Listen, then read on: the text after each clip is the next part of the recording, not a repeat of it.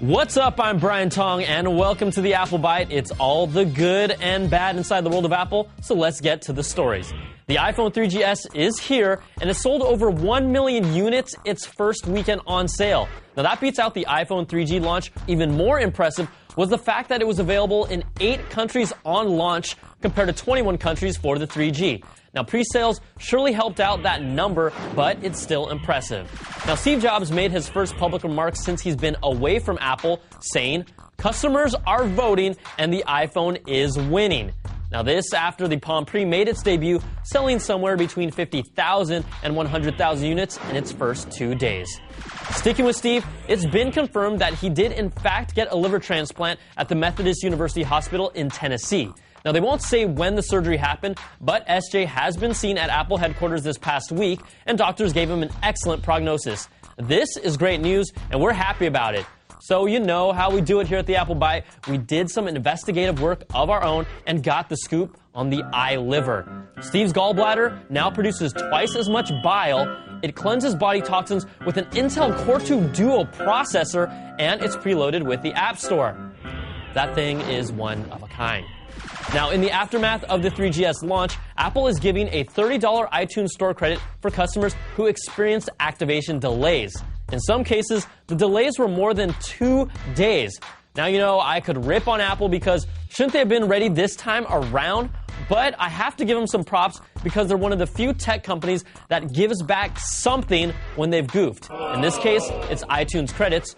And when they lowered the original iPhone $200, only a few months after it came out, they gave a $100 store credit to people who paid the full price. They even took care of me when my laptop ran too hot and burned my lap. They actually helped pay for the aloe vera ointment that I had to apply to my inner thighs right here. Brian. What? TMI. No, dude, it's healed. It's all good. Can we just get back to the show, please? All right, fine. I'll show you it later, okay? All right, Apple Biters, if you're looking to tether your iPhone and you can't wait for AT&T, I've got the hack for you. Apple announced that tethering your iPhone will be available to 3.0 software users later this summer in the US. But what if you need it and you want it now? I can never get Wi-Fi. There has to be a better way. I'm Brian Tong with CNET.com, and I'll show you how to activate tethering for your iPhone without jailbreaking it. Now, for those of you that aren't familiar with it, tethering is connecting a phone to a laptop or similar device and using the phone's data connection as your internet connection. First off, here's the disclaimer. This feature is not yet officially supported by AT&T in the United States, and it potentially breaks your agreement with AT&T or your carrier internationally, so you guys have to do this at your own risk. Now, tethering plans normally cost an additional amount on top of your cell phone plan, so we don't know how long this will work or if they will bill you anymore. But it's here for now, it's really easy, and it works for most people. So first step, let's launch your Safari browser on an iPhone running the 3.0 software and go to this website. It's called the iPhone Help Center by Ben M.A.T. You want to scroll down to Tethering and Internet Settings and press on the download link. Select your country, then your carrier, and you'll get to a final page where you'll press the Install button, and it will download specific profile settings for your iPhone, and it only takes a few seconds.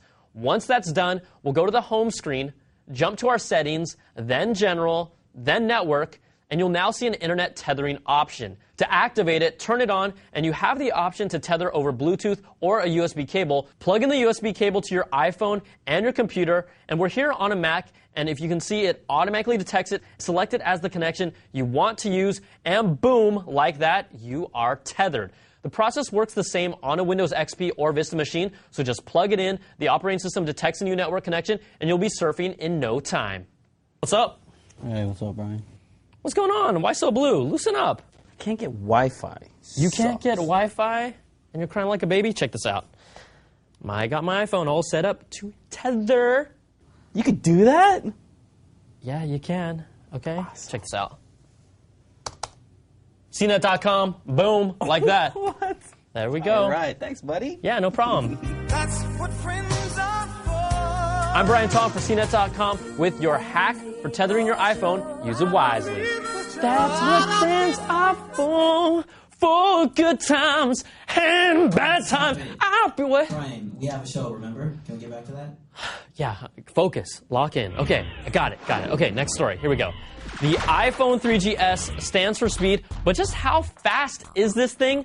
MediaLets recently released their JavaScript benchmark test results using the SunSpider test suite on the iPhone and its competitors like the Palm Pre and T-Mobile G1.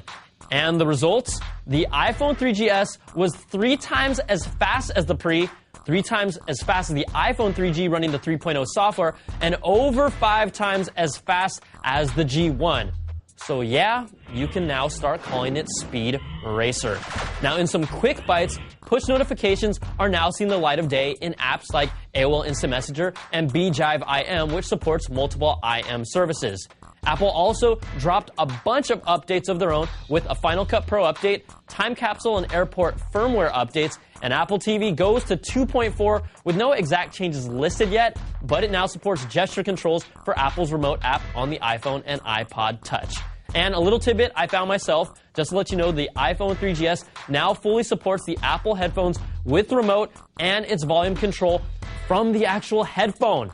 I ripped them to shreds on this one, so, you know, when they listen to us and fix something, just like putting FireWire back on the 13-inch MacBook Pro, I'm going to turn that bad apple into something sweeter like homemade apple pie. All right, that's going to do it for this week. Send in your emails to theapplebite@cnet.com. I'm Brian Tong. Thanks for watching, and come back next week for another bite of the apple.